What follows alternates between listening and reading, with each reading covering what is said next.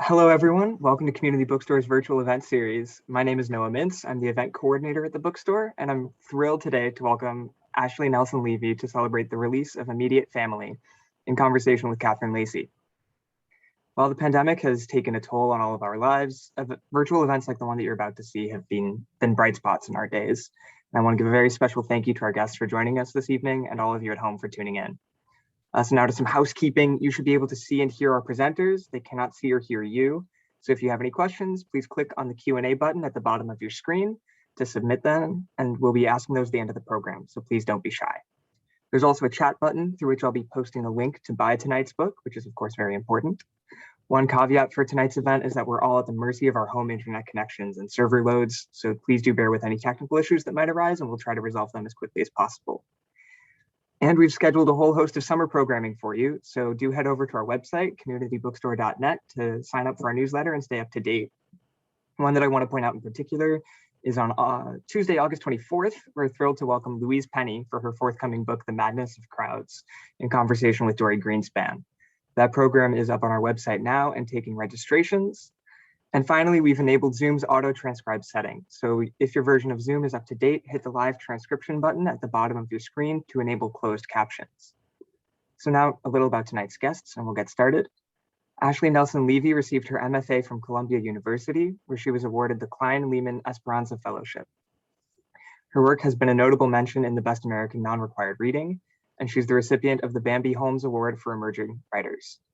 In 2015, she co-founded Transit Books, an independent publishing house with a focus on international literature, and Immediate Family is her first book. Congratulations. Catherine Lacey is the author of novels Nobody's Ever Missing, The Answers, and Pew, and the short story collection Certain American States. She has received a Guggenheim Fellowship, a Writing Award, and a New York Foundation for the Arts Fellowship. She was a finalist twice for the New York Public Library's Young Lions Fiction Award, along with the Dylan Thomas Prize and the Penn Gene Stein Book Award, and was named one of Granta's best young American novelists. Her essays and short fiction have appeared in The New Yorker, Harper's Magazine, The New York Times, The Believer, and elsewhere. Born in Mississippi, she is based in Chicago. So without any further ado, I'll hand it off to you, Ashley and Catherine. Thank you so much. Thanks for hosting us. And yeah, and congratulations, Ashley, on your first book, your debut day. Thank you. How does it, well, you asked for softball questions, so now I'm going to give you one. How does it feel, Ashley? I did say softball only. Yeah. It feels really nice. Yeah, it feels, it's been a long road, so it feels great. And just a big thank you to Community. That was my neighborhood bookstore when I lived in New York.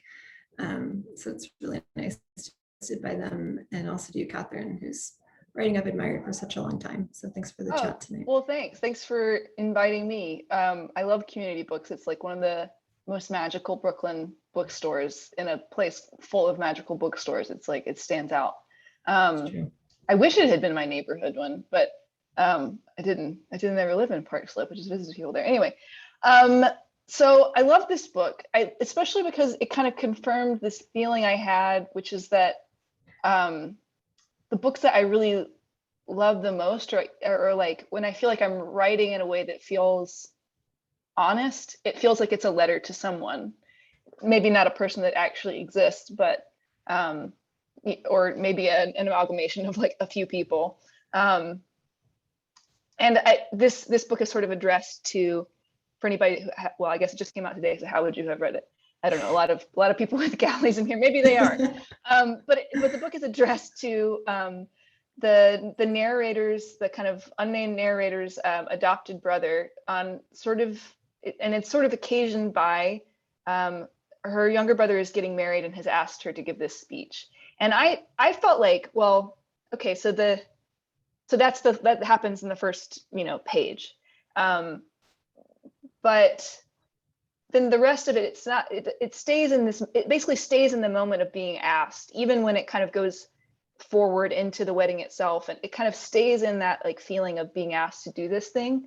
Or that was what my read of it was, or it was sort of a letter in the head of the narrator about like why they didn't feel like they could write the speech.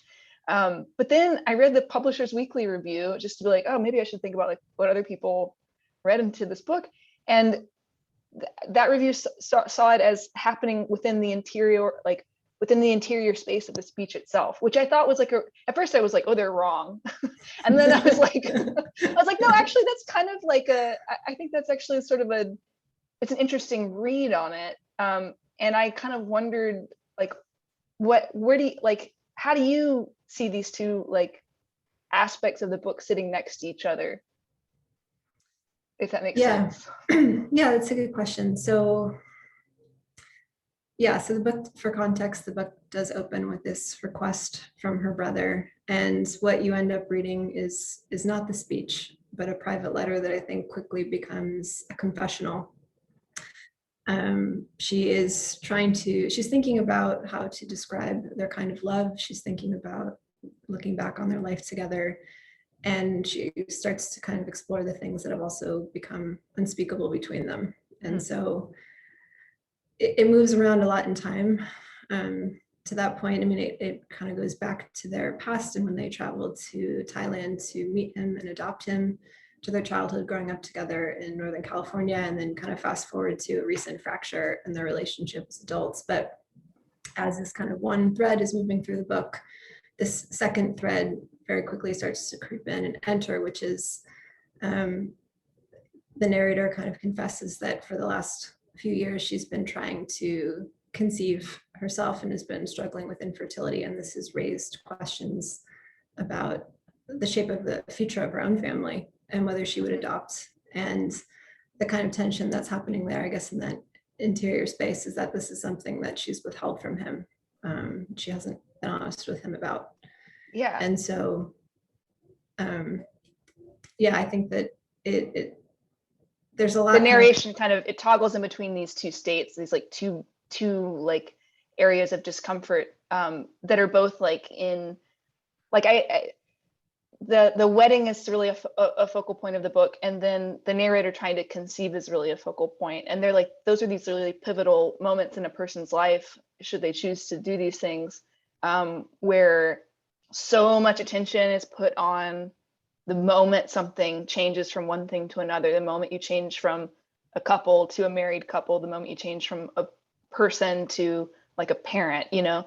And I was thinking, well, a lot of the humor in the book comes out in the fact that these transitional moments bring out kind of the worst and the weirdest impulses in people.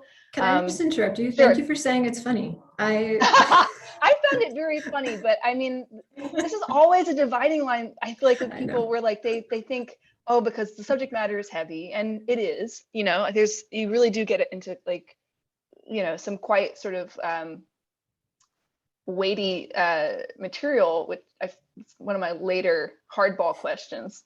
But there are these moments of like just total humor and ridiculousness, or maybe not ridiculousness, but like there's one instance, and it's sort of an offhand like memory of the narrator was at a wedding some time ago, and just in the middle of it had this impulse to like run away from the tent into the woods and just scream. And I was like, I have that impulse at like every single wedding I go to, and like I've yet to really fully indulge it. But it's like, what is that about? I actually love a wedding, but like it also makes me feel like a little chaotic, you know.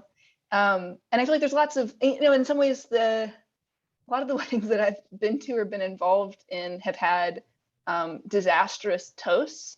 And so I was kind of waiting. I was like, when is the disaster gonna come? And it doesn't, your narrator is not really prone to the kinds of speeches that I've heard at weddings that are really debilitating for the bride and groom. But I guess I just want to know more about what did you learn in the process of writing the book about these like turning points, or either in the process of writing the book or like your life underneath the book as you were writing it. Yeah, that's an interesting question. I mean, I can speak for one example, kind of to the motherhood thread. I think those were some of the most enjoyable parts of the book for me to write. I think that you know, so much of what I was reading as I was kind of in the process of writing this book, and and thinking about the narrator's longing for and fear of motherhood. And so many of the books that I loved were really looking at this kind of complication between motherhood and art, and how those two things can't kind of coexist productively. And I wanted to, as much as I loved these books, I kind of wanted to write away from that and strip the artistic ambition out and really just look at the ambivalence of the decision or the attempt to trying to become a parent. I think there is enough there without all these other things circling around it. And so really just digging into the, you know, the grueling, not only emotional experience of that, but kind of the physical toll it takes and for how long she feels chemically kind of altered by the treatments and all these things she's going through in the process of fertility. And I think that there's like a grief that she's writing in there too about just not feeling at home in her body, that her body is kind of dictating the shape of her future. And that, you know, it's, I think there can be, you know, moments of humor in that, but there was just also a lot to push on there. Yeah, I mean, the like, I like that you're, I mean, the book basically, I feel like the thing that connects both of the kind of storylines that are there is this question of parenthood and how do you define it and how do you do it well and how do you do it badly, even in the fact that there's such a large age gap between the narrator and her adopted brother, that she kind of is this sort of proto mother figure to him in a certain way. And the relationship is like, there's no clear definition for it, or like a map of how to proceed.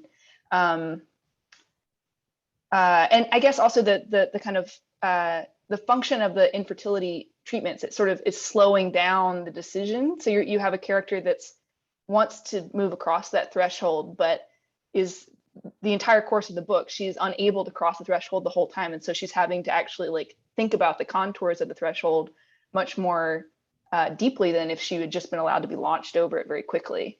You know, like I don't think the novel would have made any sense if like the character, well, let's make up a fake novel that doesn't exist and like cut it down to celebrate. This is a ritual sacrifice of an imaginary novel to celebrate your book. But I feel like it would be a totally different book, let's say, if the character had had a child and was like, oh, I have this child. Oh, me think about this time that my family adopted a child. The speed at which information would be kind of glossed over, I think, something will be lost in that. And yeah, look. Okay. I was just going to add, I mean, yeah, she thinks about kind of the process of waiting and kind of the path that is happening for her now and trying to conceive. And then I think a lot of this kind of comes back to how she thinks about her own mother and the process of waiting and the adoption process, because it takes, you know, the title plays on that a little bit with this idea of immediate family or close circle. And when they do mate, they kind of become family immediately, but it is a long process to get there. So there's also not an immediacy there at all in that sense. It takes 5 years. Right. I guess I feel like love and discomfort are also sort of like themes of the book, or sort of an organizing principle. There's actually so much sort of discomfort in the prose that I couldn't even quite I couldn't figure out where it was coming from. And it's there. It's like it's not like that kind of. Well, I want you to read from it so that people can kind of maybe, you know, agree or disagree with me about like the kind of, there's a sort of nervy like underlying structure, and it's something in the rhythm, I feel like, and something in the kind of almost like the way that you have to hold your body when you're reading it. There's something there. But maybe could you read from the section that you were going to read from? Sure. Then I'm happy to speak to that discomfort. To say about that. Please. I will say this, flip open, I'm just going to read the first section from the beginning.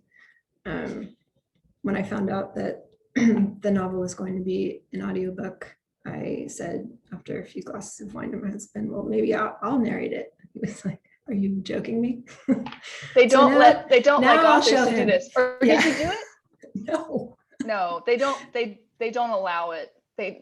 Yeah, it's, I mean, but yeah. now, in in the light of the morning the next day, I realized that's probably better. But this is my moment to shine, so Right. I will just read the first section of the book from the beginning.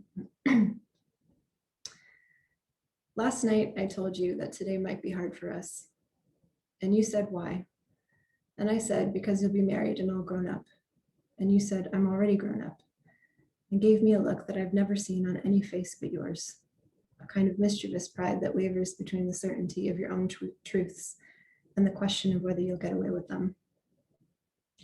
I was supposed to be with our mother, helping fuss over the bride, your soon-to-be wife, but instead I made my way over to your corner of the Mexican restaurant during the rehearsal dinner. Over your head was a red piñata, and behind you was a large dark window that a few hours before had held the beach. You were surrounded by our father's friends, holding a beer that was as much a display item as the piñata. What you probably wanted was just an ice cold Coke. The other hand was in your pocket, and you hunched a bit in your collared shirt, happy to be noticed, to be at the center somehow, but unsure how to handle your body as a result. A month ago, you had called to ask if I would give you a speech. When I saw your name, I wondered if you were calling to apologize, to set things right between us, but instead you cut right to the question. This is exactly the way you said it. Will you give me a speech? I listened closely to the sound of your voice because I didn't hear it as often these days. And rather than being upset like I thought, I marveled at the feeling it brought along, like no time had actually passed, like the bad things hadn't happened, or maybe they still had, and regardless, here we were, back to our old selves again. A speech, I said? Isn't that a best man thing? And you explained that your best man had backed out of the speech, maybe even backed out of the wedding. And you didn't want to talk about it because it was a long story, and please. You said please twice. Please give the speech. You are in a bind. Otherwise, would you really be asking your sister? Did mom put you up to this? I said, and you breathed a loud sigh into the phone, like those brief hits of Northern California wind that come from nowhere out of the sunshine and push all your hair into your face, unsettling an otherwise pleasant day. The sigh made you sound like you'd lived a long, hard life, even though you were 28 years young and seemed to lose accountability like a sock in the wash. So it's a best sister speech then, I said. I guess, you said, and before we hung up, I reminded you that I hadn't put you on the spot at my wedding, and you reminded me that I hadn't asked.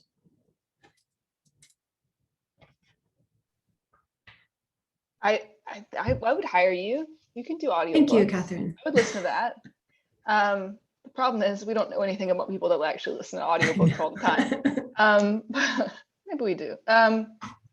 So one thing I noticed, and I still want to hear what you think of the discomfort in the book, but one thing I noticed is that often the text itself sort of eats the dialogue, where it's embedded in it. There's only a few times where you actually break into like a full kind of line break for the dialogue, and I don't think there's any quote marks.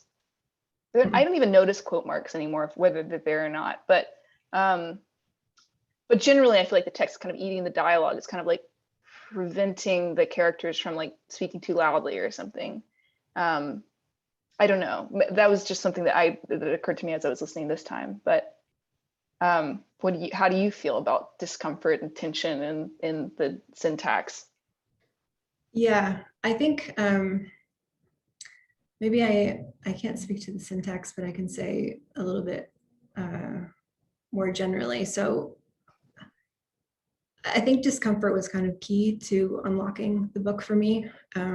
I worked on this for many, many, many years, and I knew I wanted to write about a transracial adoptive family because I had grown up in one, but it took me a really long time to understand what part of that experience it was that I wanted to explore. And I had a lot of dead ends. The novel took many different forms.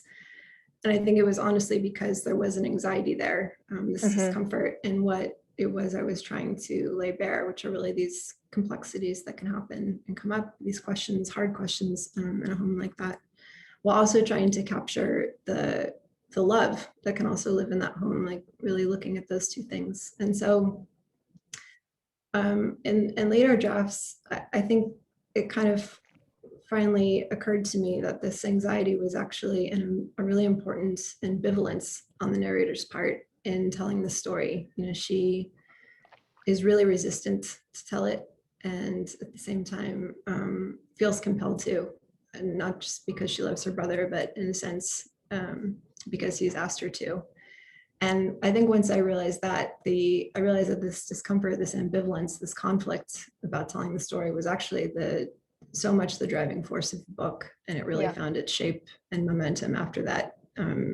She says at the end of that opening section to him, what did I know about which facts should be collected or shed in the story of a person? What right did I have to speak of your life? And then she wrestles with that and circles around that for the rest of the book.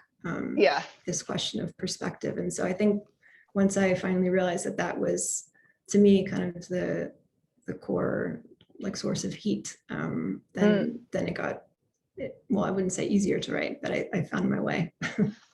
You had the map at least after that. It does often seem like the main thing that seems like the primary problem that's preventing you from writing the book existentially, not like in your life, like you have no time, but the kind of existential dread that's preventing you from writing something is the thing that you need to like figure out the most. And it makes sense now that you're saying it all this way. I kind of, I hadn't thought about it exactly like that, but I had this exact, what right did you have, did I have to speak of your life was the exact like line that I was like, oh, and this is like reading it again. I was like, oh, well, that was, that's the question of the book. You don't always notice it. It's weird how like at the beginning of a book, you're actually sending all these subliminal messages into the reader, and or when you're reading it off, like I feel like also when I finish a book I really love, I just go back to the beginning to figure out like, oh, well, what all I missed so much. I had to have missed so much in the beginning that I took in on a subliminal level. And it's really nice actually to hear the beginning of a book read again after like I've spent some time thinking about it and like writing about it and everything, because I hadn't quite noticed all the things that were there. I'm gonna hold. I have the hardball question that you asked me not to ask you. It's not that hard. I don't know what it is, for the record. Yeah, you don't. We were joking before this started that I should only ask her softball questions, and of course that's stupid, and I'm not going to do that. But I wanted to ask you first, here's a kind of cheesy question that I didn't write down because I was like, don't be cheesy, but I'm gonna ask it now. So there's a few chapters into the book, there's the narrator's family has gone to Thailand and is adopting the brother, going through that process. And the agency that they've gone through gives them this totally cheesy, but a kind of amazing book called the Life Book that the family is supposed to fill out. And it's basically like a Mad Libs to like help the family and also help the child make sense of this thing that's happening, which is like, on the one hand, totally natural, and on the other hand, like totally bizarre. For like one family to take in a child of another family, like that must have been going on since like families existed, right? But there's something that's like eternally sort of uncomfortable about that moment. And so there is this Mad Lib book, right, that the agency is handing out to like help people cope.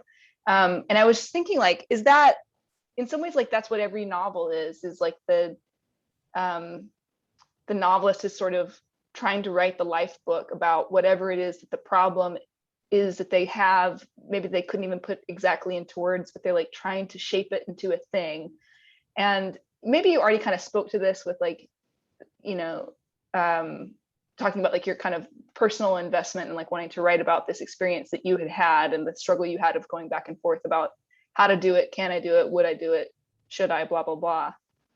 So maybe I asked the question and half answered it, but please correct me. I can't possibly be right all the way, but I was sort of wondering what it is that you adopted in the process of writing the book, that you were having to write the life book for that adopted thing. Yeah, I have a thing to say about this. I hope it answers your question. So, doesn't matter. Okay. I feel like we could have almost like a separate hour-long conversation around like the cutting room floor for this book. Yeah.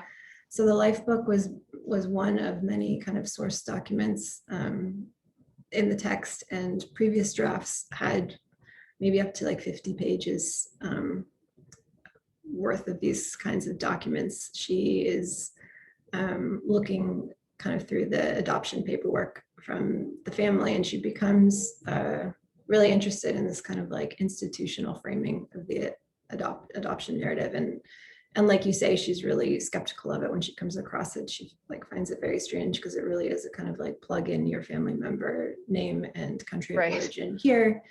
But then as she also starts to, think back on their life and kind of the stories that every family has that become mythology in the way that they get retold, she realizes that she hears echoes of this kind of institutional framing and pieces from, these narratives in the stories that they have told. And so she, again, is like skeptical of this framing, but also sees like the faint shadow of her family within it. And ultimately, I think it was a good thing that we slimmed down as many as there were, because it was probably becoming very, it was interrupting the narrative. But she becomes really obsessed with a lot of these source documents to kind of fill in the missing space of those first 3 years of his life that she didn't get to spend with him. And because they are like institutional, she kind of takes them as gospel for a while and kind of builds or imagines a narrative around them.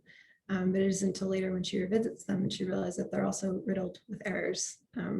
They often tell, the facts about his life or things in the orphanage incorrectly. And so, kind of the skepticism comes right back there. But those were kind of a fun part to include in the book, because I very much never wanted the family's story to exist in a vacuum. There's probably a lot more we could talk about with this. She is constantly thinking about their family in the larger context of different adoption narratives as it's been as they've been traditionally represented in literature, these kinds of institutional framings, and then even where they fall within the kind of historical context of adoption in America. Yeah, it kind of in that way sort of reminded me of like novels that are novels and are not novels at the same time. Like I feel like it's like I feel like only Americans have this anxiety about like, is it a novel or is it autobiography or is it an essay? And like I feel like the French especially are like, it is a book.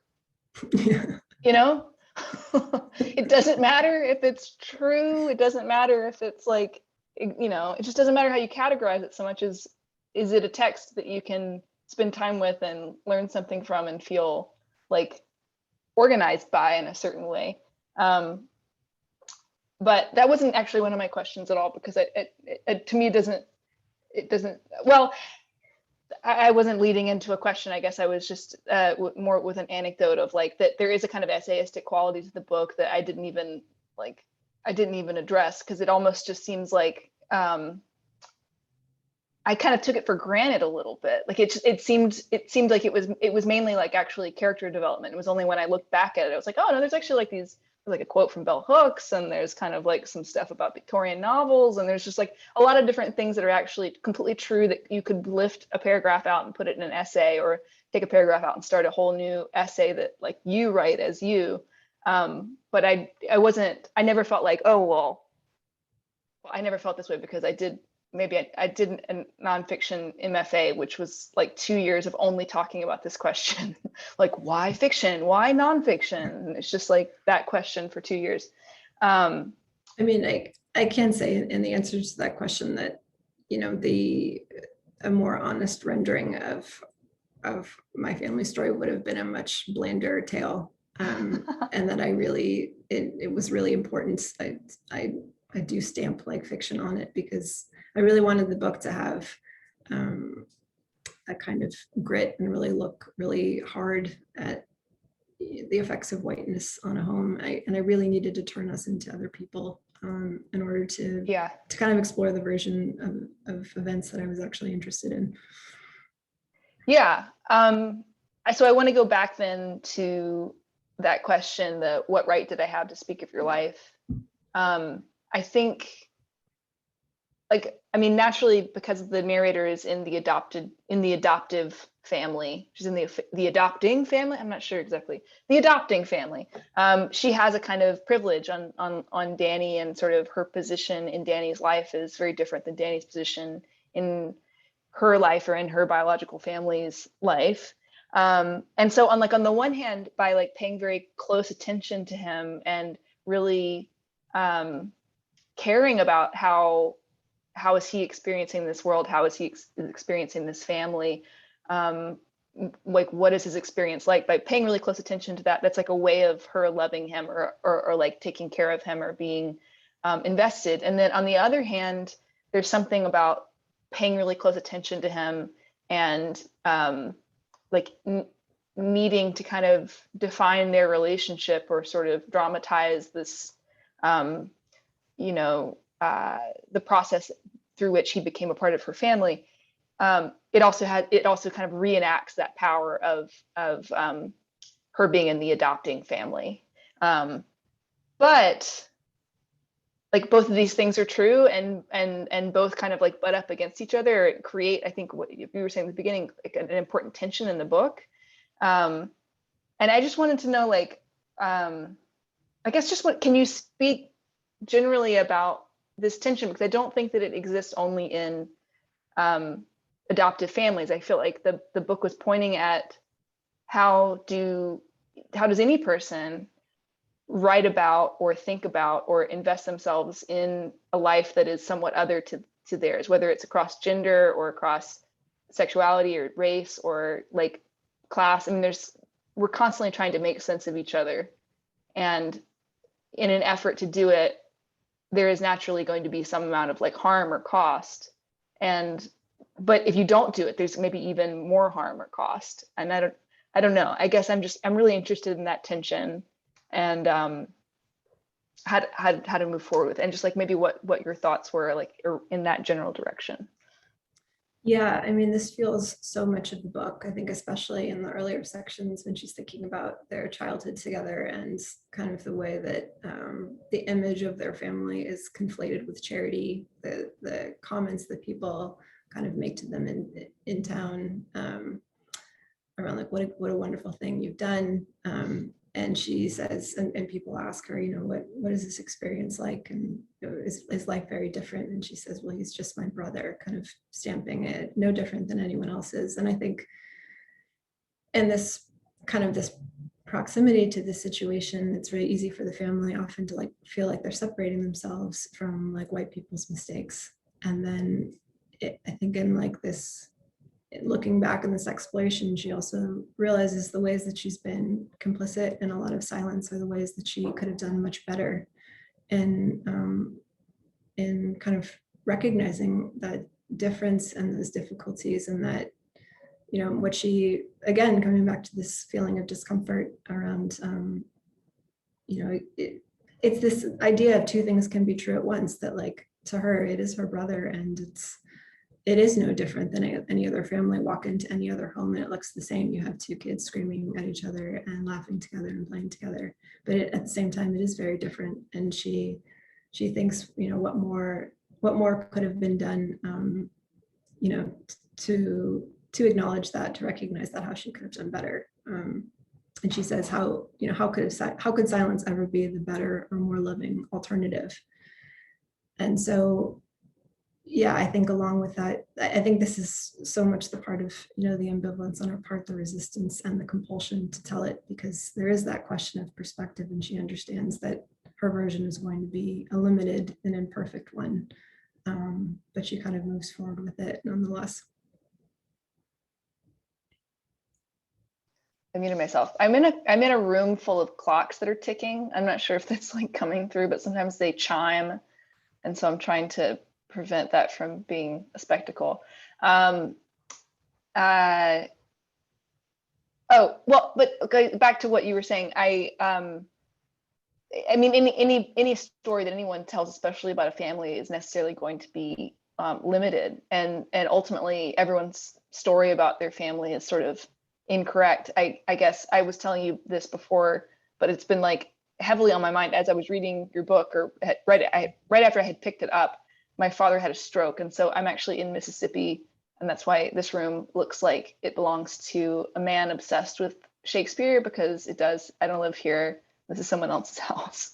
But I've just been thinking a lot about the way that, I mean, as you know, I'm home. I'm like in my family home, and thinking about you know, how we all sort of live in our different versions of the same family. You know, even in like a functional, like moderately happy family. There's still like a million different stories about that one day that everyone remembers, but everyone remembers differently. And in some ways, like, to refuse to tell any kind of story about it is to kind of vanish it in a certain way. And I think that's especially that kind of vanishing is especially violent in a family with an adopted child, or anything that's kind of needs explanation, or we've tended to obscure, or whatever. It's like, then all the more reason to like give it a lot of attention and say everything about it. So I'm getting some questions. I'm going to read the first one that came in that I read that is quick. And so, speaking of source documents, I'm wondering if you could talk a little more about the letters that the father gives the protagonist from his time in Vietnam. What was the origin of these letters, and what other documents didn't make the cut? Gosh, there were all sorts of additional documents. I think a lot around the kind of history I was mentioning before of adoption, and I can come back to the letters in a second, but I think a lot just pulling from text too, because I think one thing we maybe haven't touched on yet too is how she kind of explores the how the adoption narrative has been traditionally represented in literature. And so there was old drafts kind of went into this a lot more than ultimately ended up with the book. But this became very interesting for her because she kind of goes back again to like, similar to the source documents and other things, to kind of place her family within the context of a larger story, or how it's traditionally been told. And she notices in an older novel, she visits the classics and the Victorians, where the adoption plot is so prevalent, especially in Dickens and things, that there are kind of these two paths for the adoption plot. One in which the adoptee comes in and kind of saves and restores the family, one who typically maybe doesn't have biological children, or the biological children are terrible. And the other is the opposite, where the adoptee comes in and kind of creates destruction within the home.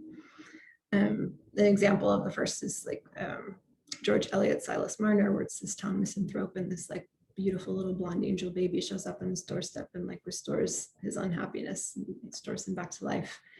And then the other the other example being Heathcliff in Wuthering Heights, and how he kind of comes in and creates destruction there. And so I think I kind of kept the core of that was really interesting to me. I mean, Heathcliff is an interesting example too, because there's like a primitivism ascribed to him, and she starts to read more about like the feral adoptee in literature, and there's like kind of an ominousness around Heathcliff, because he has dark skin, because he kind of walks through the door as a young child, not like an infant swaddled. And anyway, so she starts to think about what's really problematic about these two kind of paths and tropes for the adoptive plot, how her family sits within them, and how they don't, and where that gray space is. And so anyway, there was a lot of additional text around kind of exploring how this has been traditionally represented in literature along the source documents. And in terms of the letters, I'm not sure how much to say. I mean, it was an interesting way to characterize the father. She starts to think of them later in the book in the context of waiting. She is like sorry to admit that ultimately she's disappointed by the letters when she first reads them, because they're not like, they don't give her a clearer picture of war. And then what she starts to understand later, kind of throughout this entire process and everything the book deals with, that they are a form of love letter themselves. She assumes they're probably written for his mother to help her not think about the fact that her son is at war. That there are many different ways to kind of say I love you in the telling of stories and letters and things. So I feel like that was a lot of different answers to the question, but I hope it was helpful.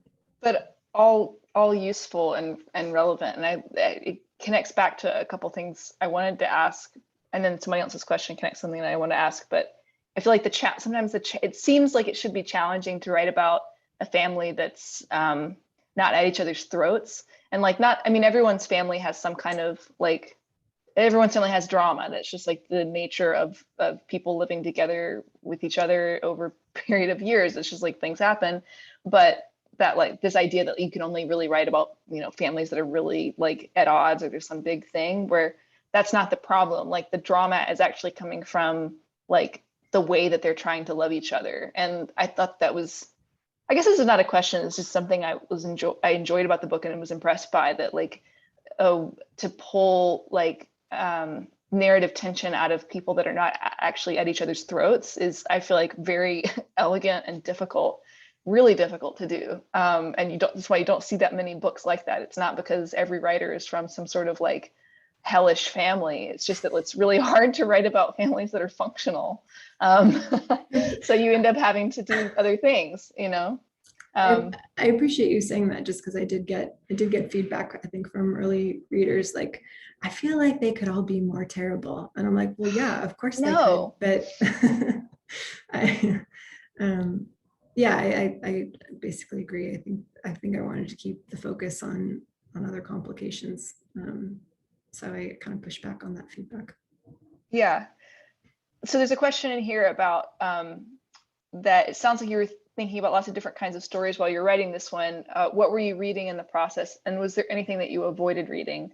And I wanted to attach this to a question that I didn't ask, which is that you work as an editor. You and your husband have an amazing small press that does largely translated books, or exclusively translated. Have you guys, I thought there was one book that wasn't translated. There's a focus on translation. Okay, right. Yeah, okay.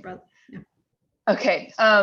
Yeah, so you necessarily had to be reading other stuff while you were working on it, unless you took huge breaks from your job, but I doubt you did.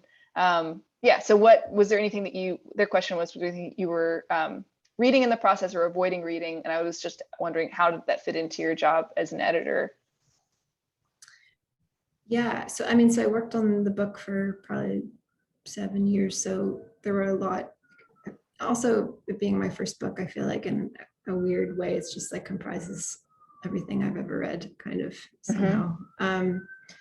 But I read a lot of novels and memoirs from adoptees and transracial adoptees. I read a lot, I was saying, kind of older novels with these like Victorian books with the adoption plots. I became really interested in that because it's everywhere.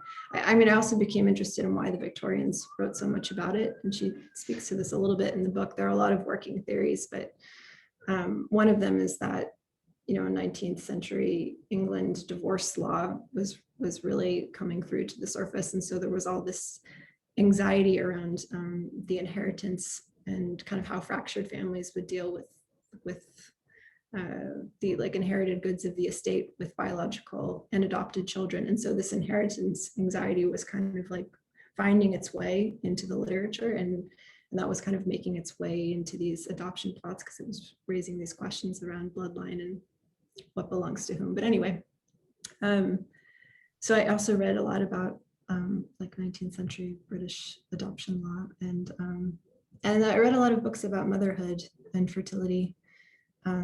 And like I said, there was a lot, I think, that I took from that, but I also was writing away from a lot of it too, to kind of keep the art part out of it.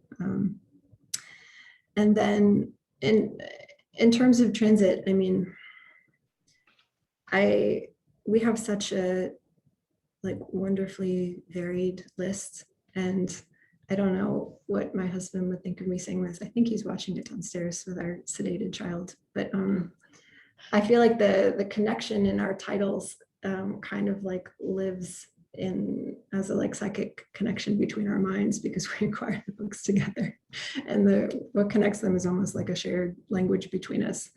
But I think more broadly, it's reading the books for transit. There's no way that doesn't affect my writing and teach me so much. I mean, I think every book on the list kind of makes a new claim for what a book can be, and constantly kind of spending time with books that are reminding me how you can break your own rules are just really good for your brain. And so I think I've learned so much from the books we've worked on too. And although I should give Adam a shout out to say that he obviously carried so much more of the load while I snuck off to write. But yeah, working on trains, it's definitely affected my writing. I don't know how I couldn't. Yeah. And maybe you don't even know how until later. I feel like that's one of those things. It's almost like the books that a person really wants to read like end up being like teachers or something, where you know, some of them teach you a lot and you know something is being taught, maybe you don't even know what it is until later. But I guess like one like crucial difference between if you were just working as an editor at somebody else's publishing houses versus like you and your husband running this place together, it's like every book that you're working on, it's so personal for you. It's not just like, oh, this is my job, or like my boss gave me this and I have to do it. It's like, it's the same way that, you know, like I sort of treat my reading like it's a job, and I like assign myself books that I need to read, or I feel like I need to read, or I feel like I'm gravitating towards for whatever reason. And I guess that's just, it's just more structured for you. But I have one tiny like kind of throwaway question, but I always sort of am curious about this when these sorts of books appear, and I feel like they are, well, I don't know. So there's a lot of reasons I feel like to use an unnamed narrator as your narrator. And correct me if I'm wrong, your narrator is unnamed. I keep on calling her I was like, did I miss like one time somebody's like, Sarah, you know, like, like, but I missed that line somehow. No, okay, she's not given a name. There's a lot of reasons to do it. And I just wondered like what your reasons were, like, how did you arrive at that choice? Yeah, I didn't really explicitly made that. I think it was something the forum more decided for me, because it has such an intimate structure, because it is in many ways a letter. I mean, of course there is dialogue, in a lot of ways it feels like a book, but it felt most natural to the forum because it's this really intimate address to her brother, and not many people do have names in the book for that reason. But that was kind of something that just happened, I think, as the book got more comfortable in its form, because it wasn't always told in that kind of address. It was like a third person novel for a while. It was like a couple of different forms, and I think once it felt right in this, then that just kind of happened. Okay, so back to an audience question. This person says, I'm very intrigued by this layering of versions of someone's life story within institutional facts and family stories and other documentation. How did you land on the right balance between narrative and such embedded information? And would it be fair to say that your novel could be described as metafiction? I landed on what to cut because editors told me to cut it. I would have cut 50 more pages. No, I think it was a delicate balance, just because I find that stuff so fascinating, and I passed on that curiosity to her, because again, I know I mentioned this before, but I think it was just really important that she was always framing the story of her family within these larger contexts. Mm-hmm. So it was helpful at a certain point to have outside readers that weren't as close to the story to say when these documents were working really well, you know, with that kind of framing, and when they were just becoming disruptive, because there was a lot in there. But it seems like you kind of, when you were describing the process earlier of like arriving at a draft where there was so much documentation and kind of like moving between forms, that you felt like at a certain point it was starting to weigh the story down or distract from the actual story. And so you kind of cut it back down into this more sort of streamlined, still fragmentary, but like pretty, it doesn't seem very meta to me. I didn't feel like I was reading something that was like, you know, really like experimental or something like that. You know, I guess some people will still register like fragmentary storytelling in that way, but I don't. It feels very European, you know. I guess that's going to be the thing I have to get used to about a book now being in the world and not just in my head. I guess there'll be different interpretations, and I'll have to live with that. But I didn't really see it as metafictionally, because I think just the way the book kind of moves around, it feels kind more strictly novelistic to me. But yeah, we should just all move to France for these things. These don't matter. Right. I wanted to point out one weird thing as an offshoot, and I'm going to get one of these last questions. Because the narrator is addressing the book directly to her brother, everyone in the narrative is defined in relationship to the brother. So like even like the narrator's partner is like continually called your brother-in-law, which in this way, like at first it sort of seems like you don't quite notice it, but after a while you're like he's your partner, he's your husband, like call him your husband. But she's addressing him. He's like really trying to actually get outside of herself and into the position of her brother. And it's like I went through this like cycle with that, where at first I didn't notice it, and then I noticed it was almost like disturbed by it. I was like, why can't she just call him her partner? And then it's like I like realized after a while that it was like, the effect was not to be ignored. It was actually to kind of dislocate the kind of center of gravity in the book away from the narrator and into the person that's being spoken to. And yeah, I think she does. Yeah, I think that's a good observation. There are kind of moments when things get really raw, where she does slip back into kind of referring to him more directly as her husband.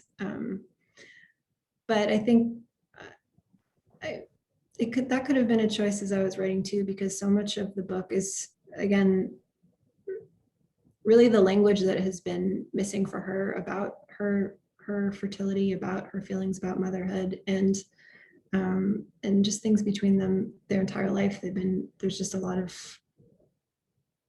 things that they're trying to find a language for. And so this address is an attempt to finally say all the things that have been, or at least circle around them and ask questions about things that have been hard to talk about. And so I think because it kind of continually comes back to the fact that, she's trying to come back to him with these things, confess these things, admit these things.